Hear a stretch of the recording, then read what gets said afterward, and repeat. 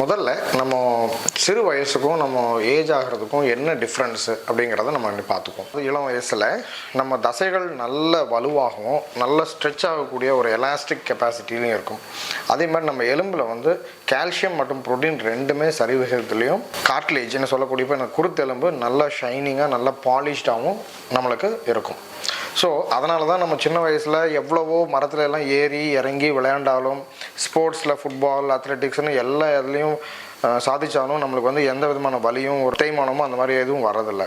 இதே நம்மளுக்கு ஏஜ் ஆக 35 40 நம்ம கிராஸ் பண்ண நம்மளோட குருத்தெலும்புகளோட ஸ்ட்ரக்சர் அதனோட அமைப்பில் சிறு சிறு மாற்றங்கள் ஏற்பட ஆரம்பிக்கும். அதாவது பலவீனம் அடைய ஆரம்பிக்குது. இது போல் நம்மளோட தசைகள்லேயும் அந்த வலு ப்ளஸ் அதனோட எலாஸ்டிசிட்டி அதனோட விரியும் தன்மை இரண்டுமே குறைய ஆரம்பிக்குது. எலும்பில் இருக்கிற அடர்த்தி அந்த டென்சிட்டி ஆண் பெண் இருபாலருக்குமே குறைய ஆரம்பிக்குது. இதில் பெண்